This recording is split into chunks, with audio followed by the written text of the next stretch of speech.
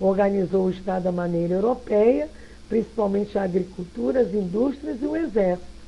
Faleceu em 1849. Foi o verdadeiro criador do Egito moderno. Então vamos lá. Perguntam, o que vos induziu a entender ao nosso apelo? Por que Kardec faz essa observação de rodapé? É importante a nível político, social, histórico, geográfico, temporal, para entender o que vem aí, né, no meio dessa história toda. Então vem lá, ele diz que vim para vos instruir. Estás contrariado por vir até nós e por teres de responder as perguntas que desejamos fazer? E nós sabemos que esse capítulo 25 do Livro dos Médiuns nos permeia todas essas, né, essas nossas colocações, essas nossas orientações aqui. O capítulo das evocações. É a base teórica dessa prática aqui. E aí vai lá. Não, desejo mesmo responder as que tiverem por fim a vossa instrução. Então, ele não estava chateado por ter que responder. Ele não estava contrariado, né, a nada disso. E a gente vê no Livro dos Médiuns, na 269, lá pelo meio, quando se fala das considerações gerais, das evocações, e quando Kardec escreve que os espíritos podem comunicar-se espontaneamente ou acudir ao nosso chamado, isto é, vir por evocação, né? Lá no meio das colocações, quando fala que a chamada direta de determinado espírito constitui um laço entre ele e nós, que chamamos ele pelo nosso desejo e opomos assim uma espécie de barreira aos intrusos, né? Aquela história, diga com quem andas, onde andas, como falas, que eu direi quem és, que há sempre em torno de nós espíritos, mas as mais das vezes de condição inferior, que outra coisa não querem senão comunicar-se. Mas, em segundo lugar, e mesmo por esta última razão, não chamar a nenhum em particular é abrir a porta para todos que queiram entrar. Então, todas essas evocações diretas, né, que nós estamos estudando, para evitar o máximo possível dessas questões de interferência. Mas pode suceder, diz lá no Livro dos Médiuns, que o espírito por quem se chama não esteja disposto a falar, ou não seja capaz de fazê-lo no sentido desejado. Então, quando se deseja comunicar com determinado espírito, é de toda necessidade invocá-lo. E se ele pode vir, a resposta é sim, estou aqui, e quereis de mim. Ele diz aqui, que vos induziu a atender, vim para vos instruir. É isso aí, Elsa, ele pode responder ou não. Mas me surpreende quando prontamente alguns evocados se apresentam de primeira vez, como se eles já estivessem prevenidos. E com efeito é mais ou menos isso. Porque de antemão, quando evocamos, já pensamos, já há uma preocupação antecipada, já há um preparo nosso para isso. Então, eles já são cutucados, né? E por isso também que se deve fazer a evocação, e isso, Elcio, conectamos. Devemos fazer a evocação em nome de Deus, porque queremos que a nossa recomendação seja tomada a sério e não levianamente. Diz lá na 271 do Livro dos Espíritos. Do Livro dos Médiuns. Estou tão acostumada a falar do Livro dos Espíritos, né? E nós vamos ver que ao ser perguntado depois a ele na 3, que provas poderemos ter da vossa identidade e como é possível saber que não foi um outro espírito que tomou o vosso nome, ele pergunta qual seria a vantagem. Aí eles perguntam de novo. Sabemos por experiência que muitas vezes os espíritos inferiores tomam nomes supostos. Eis porque vos fizemos essa pergunta.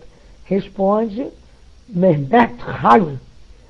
Eles tomam também os elementos de prova, Mas o espírito que põe uma máscara também se revela pelas próprias palavras. Então, mais cedo ou mais tarde, ele será reconhecido. Sob que forma e em que lugar vos encontrais entre nós? Sob aquela que tem o nome de Maret Heli, perto de Hermance. Então, a médium Hermance do Faux estava lá, era responsável por toda essas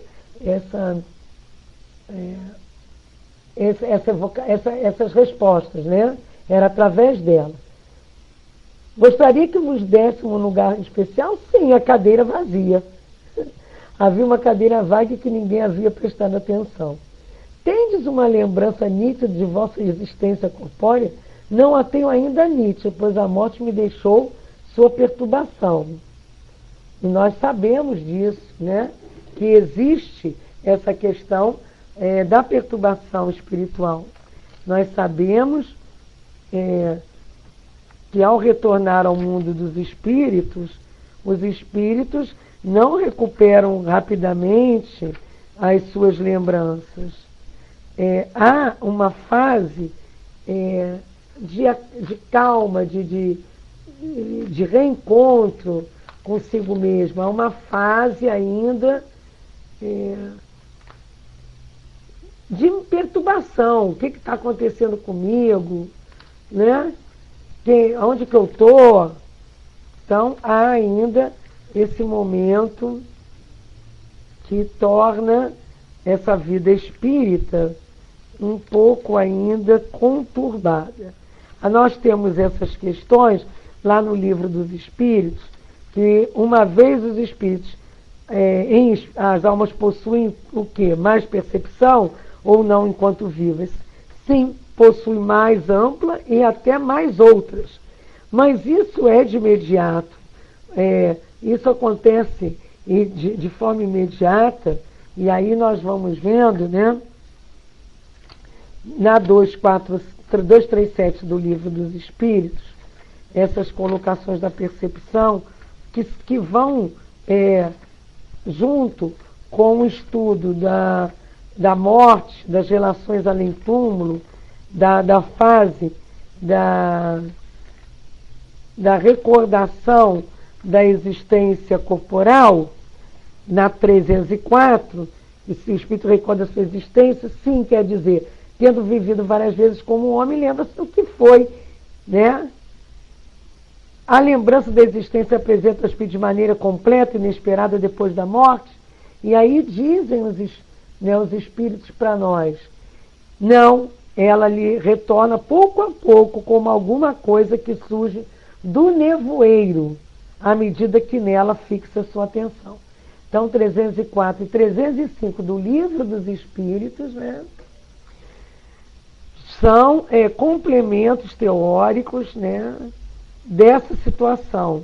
A 306 também diz que ele lembra-se das coisas em razão das consequências que ela tem sobre o seu estado como espírito, né? Pode se lembrar até de detalhe dos incidentes mais minuciosos, mas isso não tem utilidade. Se não tem utilidade, ele não o faz.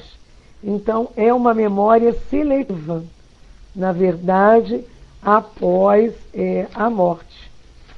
A não ser nos casos de uma perturbação muito maior, né, que é nos casos dos espíritos ficarem completamente atordoados com a própria morte. E aí a gente vê uns casos como o próprio André Luiz. Quanto tempo não durou aquela fase dele de perturbação?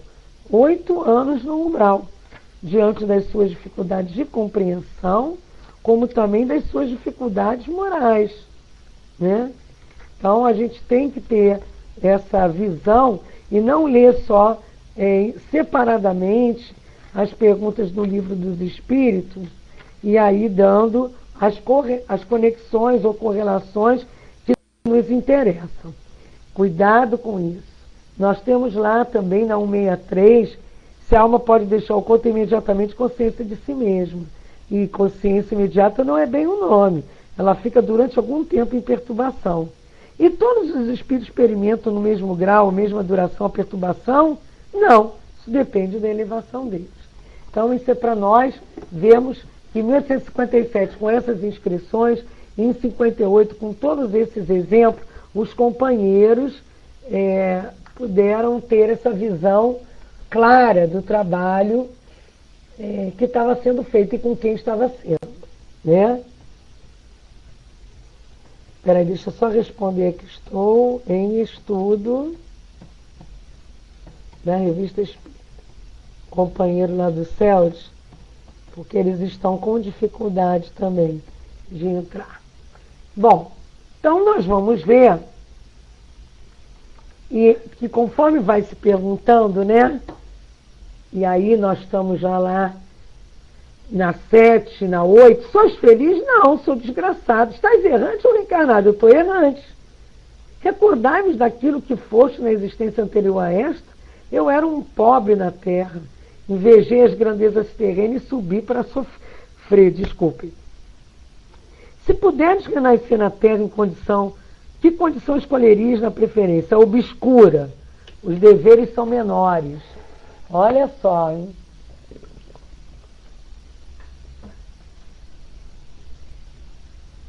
E lá na 12, que pensais agora da posição que ocupaste ultimamente na terra?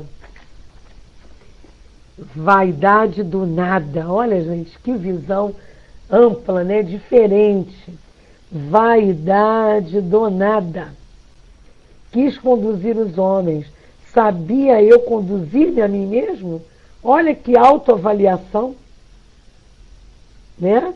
Como aumentou a percepção desse espírito ao desencarnado. Então, olha bem como é que é interessante a gente... Elcio, de humildade mesmo, né? Uma questão de humildade, de dar-se a mão à palmatória. Dizia-se que já há algum tempo a vossa razão estava alterada, é verdade? Não. 14. A opinião pública aprecia aquilo que fizeste pela civilização do Egito. Por isso vos coloco entre os grandes príncipes. Ficais satisfeitos com isso? Que me importa? A opinião dos homens é o vento do deserto que levanta o pó. Vedes com prazer os vossos descendentes seguindo o mesmo caminho e seus esforços vos interessam? Sim, porque eles têm por objetivo o bem comum. Então isso também, lá no Livro dos Espíritos, quando se fala das relações além-túmulo ou do retorno, na verdade, como se os espíritos ficam contentes quando deles nos lembramos, prelúdio da morte, eu não me lembro bem, com os espíritos, como eles vêm quando eles são homenageados, ou se eles se preocupam com as artes, com as coisas que estão acontecendo a nível cultural, ou com aquilo que eles deixaram na Terra, nós vamos vendo que apesar das percepções aumentarem, apesar da perturbação espiritual, apesar de uma visão mais ampla de como poderiam ter agido, ou como estão agindo aqui na Terra, os seus seguidores, os companheiros se veem assim, felizes, de certa forma. Feliz não é bem o termo, estava pensando num termo, se veem satisfeitos, né? De certa forma, quando vêm as obras continuadas, principalmente quando o bem é comum. Entretanto, sois acusados de atos de grande crueldade. Agora vos lamentai? Aí ele diz, eu os espio. E aí a gente está vendo que apesar dele ter feito grandes coisas para a humanidade lá, para o Egito, ele fez, vamos dizer assim, com atitudes ou com instrumentos ou com métodos bem assim duros, métodos bem cruéis. E não é porque ele tenha feito bem que isso vai ficar impune, né? Mas ele diz que os espia. E aí a gente vai vendo lá na 990 do Livro dos Espíritos, né, quando se fala de arrependimento e expiação, que no estado espiritual pode ocorrer, no estado corporal e espiritual, esse arrependimento. Só acontece quando se compreende bem a diferença entre o bem e o mal. E a consequência do arrependimento no estado espiritual é o desejo de uma nova encarnação. E a consequência do arrependimento no estado corporal? Progredir desde a vida atual, para reparar as falhas. E que o homem perverso que não conheceu absolutamente suas faltas durante a vida, ele reconhece-as depois da morte? Sempre? Sim, ele sempre as reconhece, foi o caso dele. E aí nós vamos vendo a 994 do Livro dos Espíritos. Pois sente em si todo o mal que fez, ou de que foi a causa voluntária. Entretanto, o arrependimento nem sempre é imediato. Há espíritos que se obstinam no mau caminho, apesar dos seus sofrimentos, mas cedo ou tarde conhecerão a estrada errada que tomaram, reconhecerão a estrada errada que tomaram, e o arrependimento virá. É para esclarecer os que trabalham os bons espíritos e que podeis trabalhar vós mesmos. Então, no caso dele, né, é mais ou menos nesse nível. Nós vamos vendo aqui na 17. Vedes aqueles a quem mandaste massacrar? Sim. Temos vários casos desses no livro Céu e Inferno, né? E lá também quando fala dessa questão das leis, do código penal da vida futura, fala dessa questão do arrependimento, da expiação e da reparação, né? Como isso é importante para todos nós, espíritos, reconhecer o nosso erro. Que sentimento experimentam eles ao vosso respeito? Ódio e piedade. Desde que deixaste essa vida, só um minutinho. Água, tem que beber, né? Reviste o sultão Mahmud? Sim, em vão fugimos um do outro. Aquele lá, que eles falam aqui, né, que o sultão foi obrigado a reconhecer essa hereditariedade do Pachalato, do Egito, mas que ele depois foi amigo dele e depois tornou-se contra, em duas grandes guerras que acabou realizando. Então, não em vão fugimos, quer dizer, tentam fugir, mas estão presos pelas amarras, né, pelas amarras da sintonia, das débitos, né, dos débitos, um com o outro, da lei de causa e efeito, não é verdade? E o sentimento é de aversão que um sente pelo outro. O Elcio está nos colocando que o bem e o mal que fazemos decorrem das qualidades que possuímos, é verdade. E lá no Livro dos Espíritos, na 996, pergunta Kardec: já que os espíritos veem o mal que resulta para eles de suas imperfeições, como podem existir os que agravam sua situação e prolongam seu estado de inferioridade, fazendo mal como espíritos, desviando os homens do bom caminho? Ah, não é esse o caso, desculpem, não é esse que eu queria. Essa expressão... não, o arrependimento sincero durante a vida, não. De acordo... Isso. A expiação se efetua no estado corporal ou no estado espiritual? 998. A expiação se efetua durante a existência corporal, através das provas às quais os espíritos se acham submetidos. E na vida espiritual. Por isso que ele fala aqui que ele expia. através dos sofrimentos morais inerentes ao estado de inferioridade do espírito. Então, essa questão do estado de inferioridade do espírito é uma questão que nos traz preocupação, né?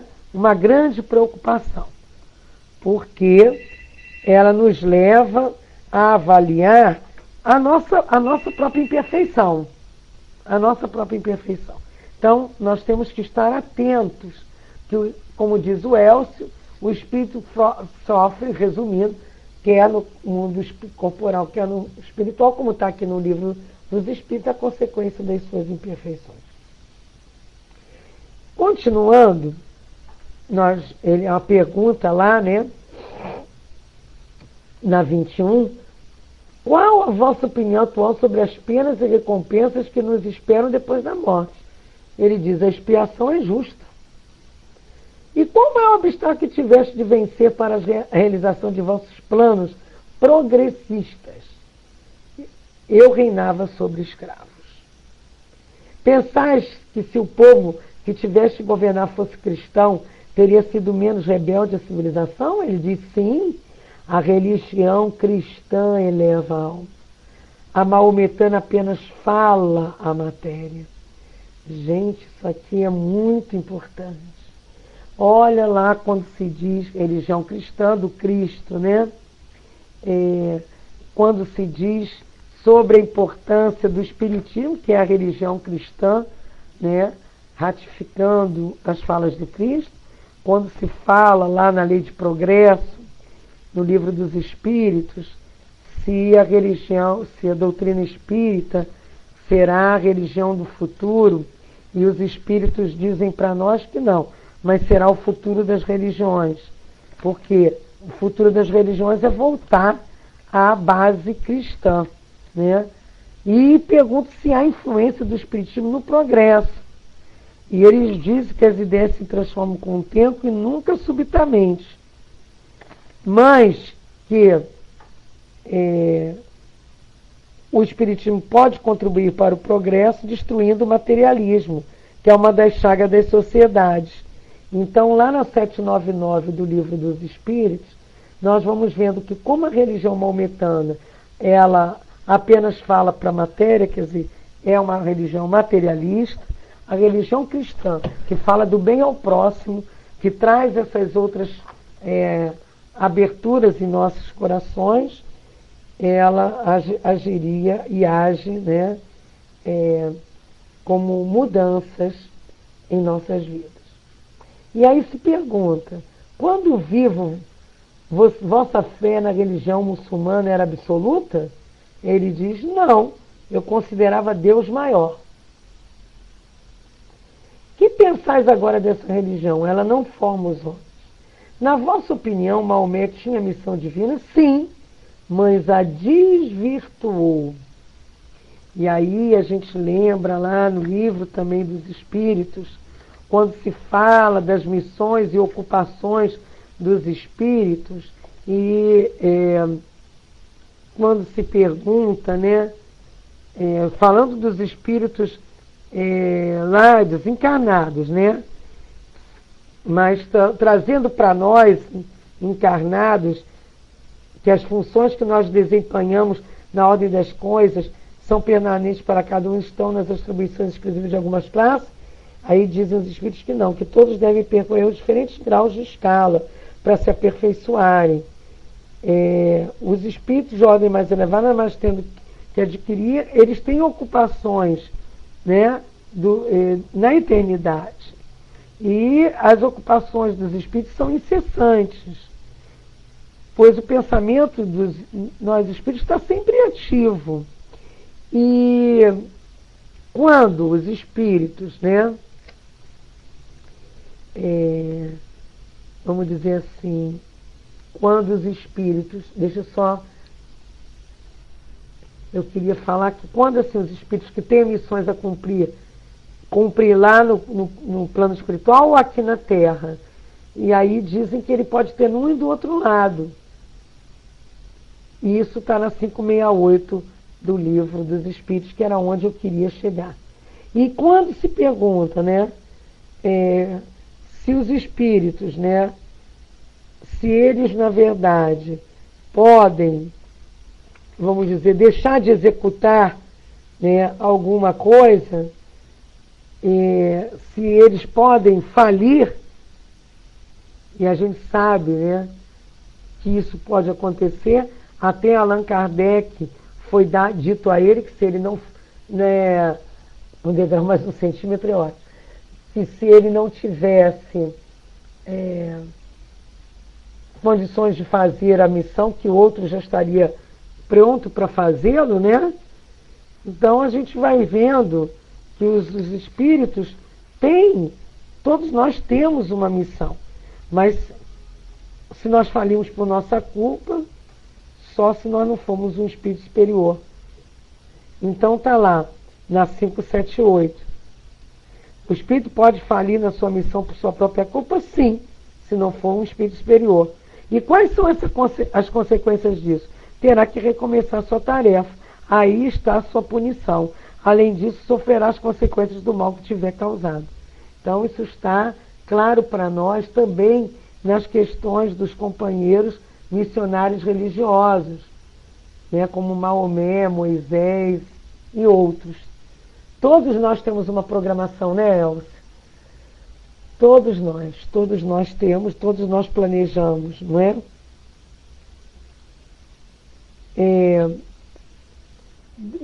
Como aqui na 579. Mas se ele foi dado a ele uma missão importante como a Maomé, né? Deus não sabia que isso é uma coisa de interesse geral, se eles podem falir? Deus não sabe se seu general obterá a vitória ou se será vencido? Ele o sabe. Ficai certos disso, e seus planos, quando são importantes, não repousam absolutamente sobre aqueles que devam abandonar sua obra pela metade. Toda a questão está para vós no conhecimento que Deus possui do futuro, mas que a vós não é dado.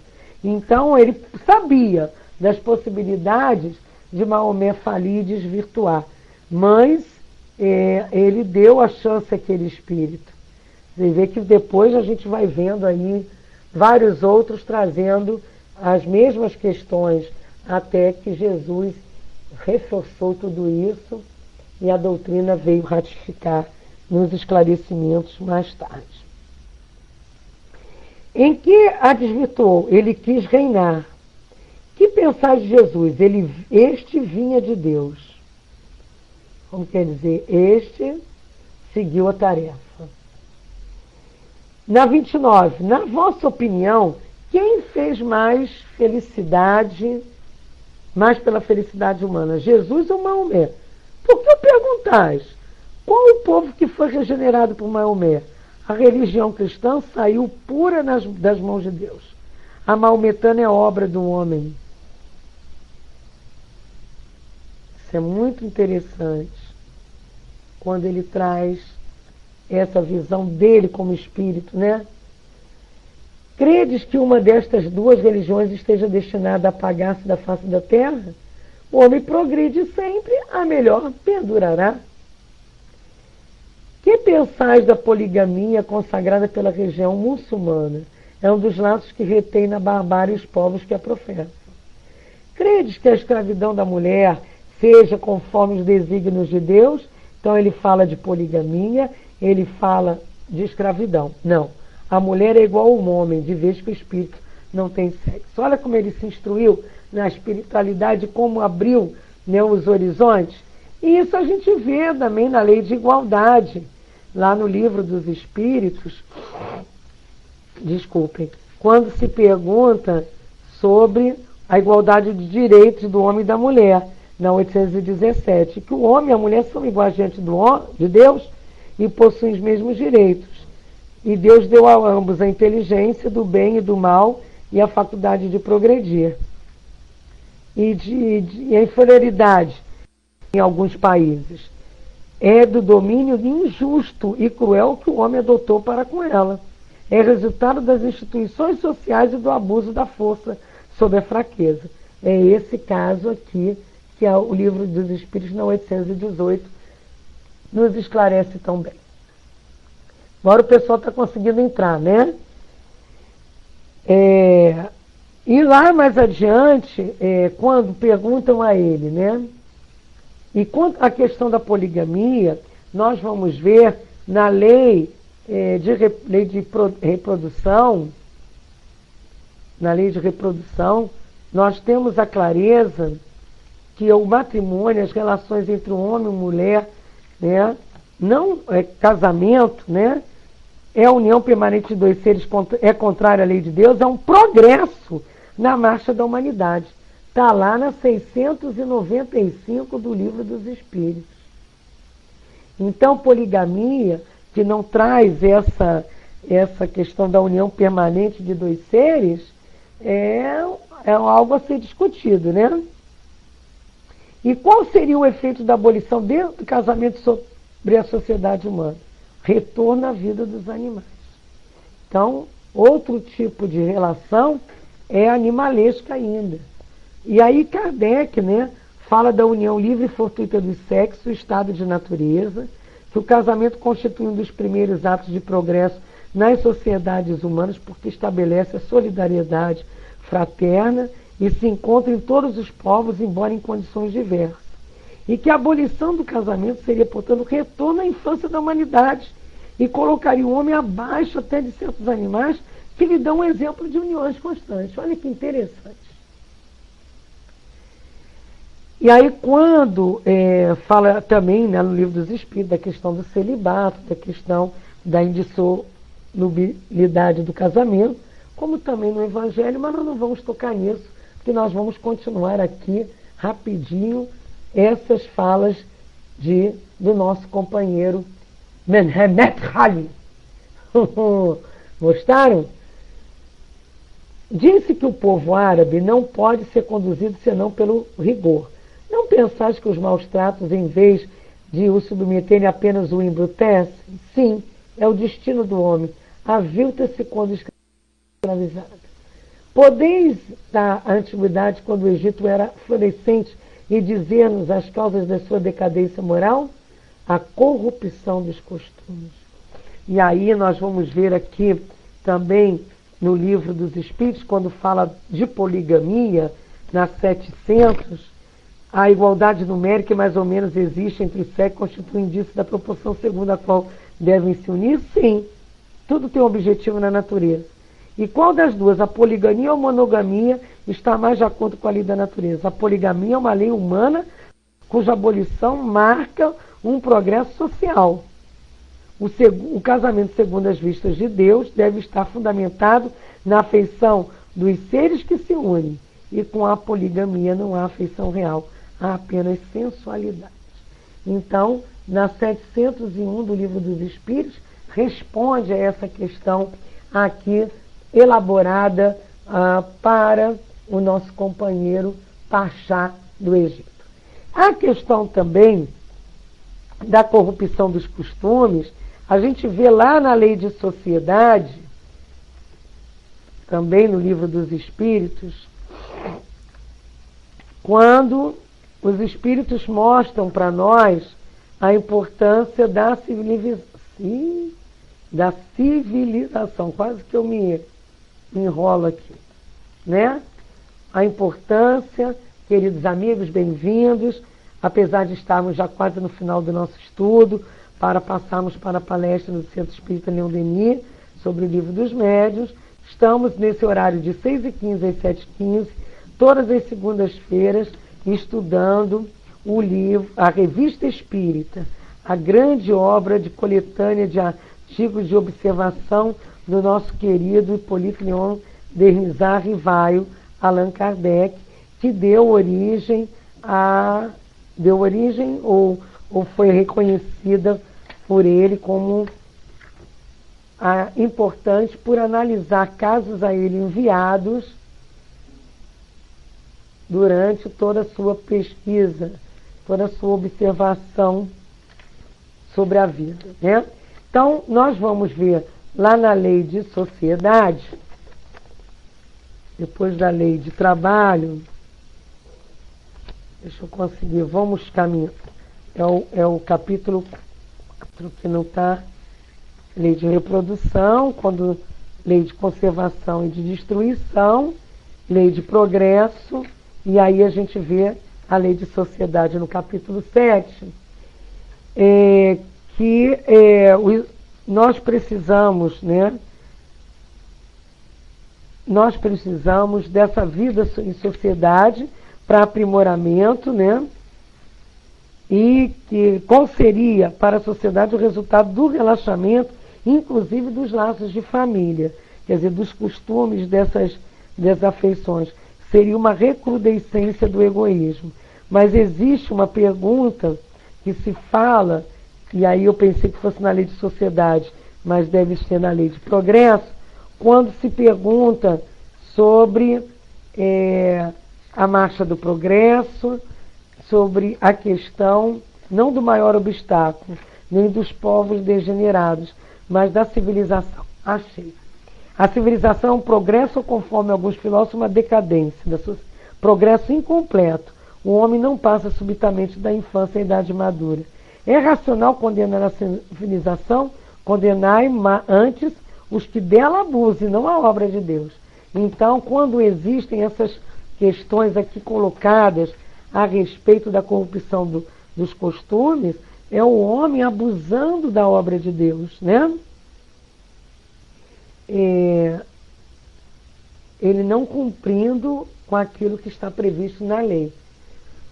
Por favor, não acessem esses sites dos companheiros que entram rapidamente só para destruir, né? Que nós possamos ter piedade, ter uma visão diferente e continuarmos o nosso trabalho. Então parece que ligais pouca importância aos monumentos históricos que cobrem o solo do Egito. Não podemos compreender tal indiferença por parte de um príncipe amigo do progresso. Que importa o passado, o presente não substituiria. Mas poderias explicarmos mais claramente essa sua ideia? Sim. Era desnecessário relembrar ao egípcio degradado um passado muito brilhante, pois não o teria compreendido. Desdenhei aquilo que me parecia inútil. Eu não podia enganar-me? Os sacerdotes do Antigo Egito conheciam a doutrina espírita? Era a deles. Olha só. Recebiam manifestações? Sim. As manifestações recebidas pelos sacerdotes egípcios tinham a mesma fonte que as recebidas por Moisés? Sim. Este foi iniciado por aqueles.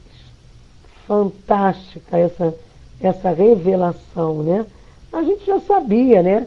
Que os sacerdotes, que esses chamados profetas, sacerdotes, são espíritos que são colocados para a tarefa, né? Porque não é um só.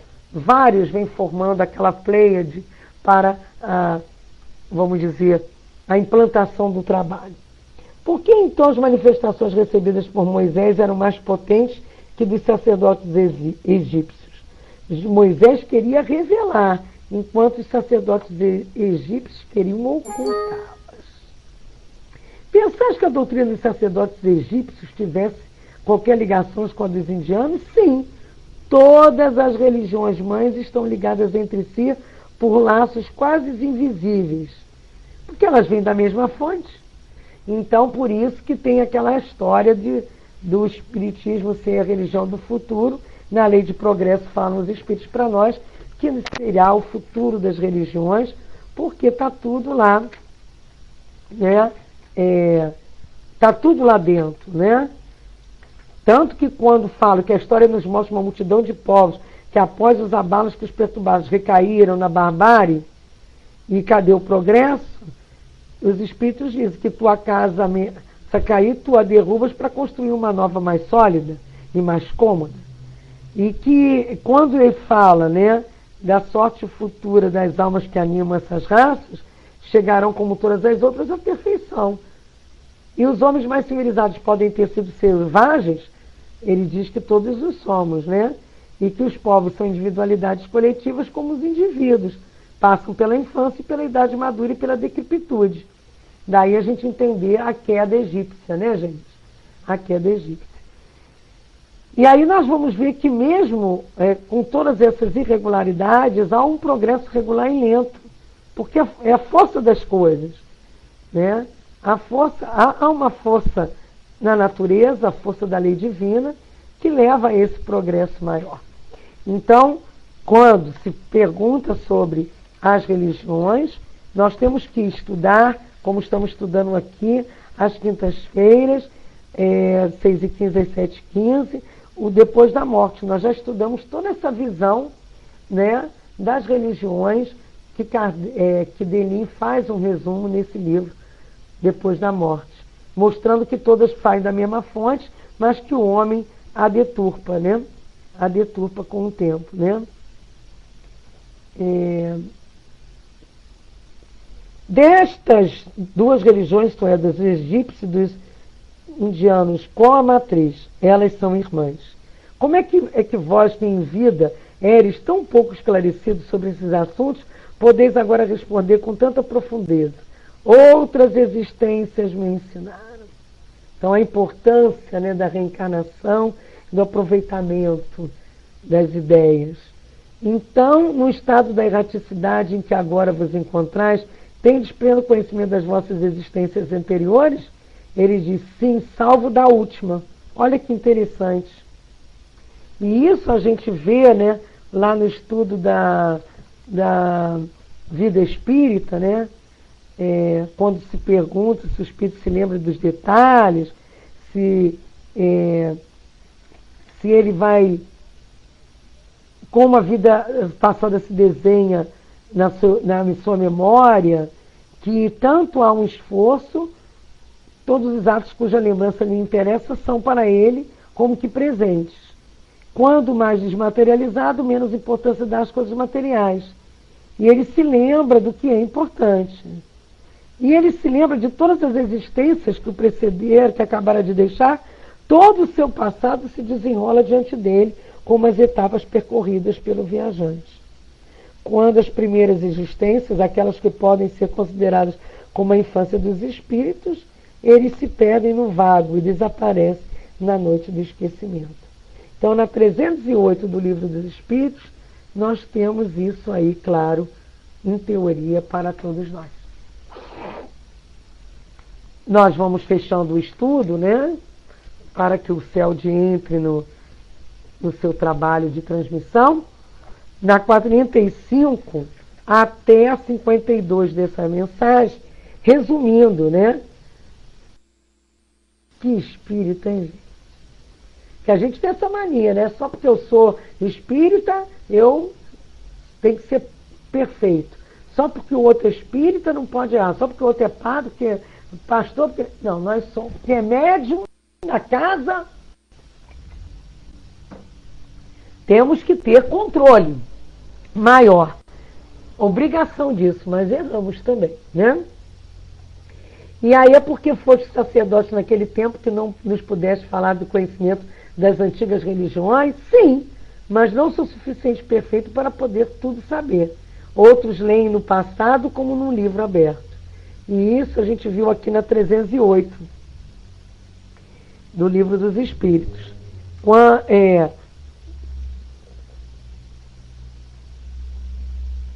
Todo o seu passado se desenrola diante dele como as etapas percorridas pelo viajante. Porém, nós o dissemos, absoluta de todos os seus atos. Lembra-se deles em razão da influência que exerceram sobre seu estado atual.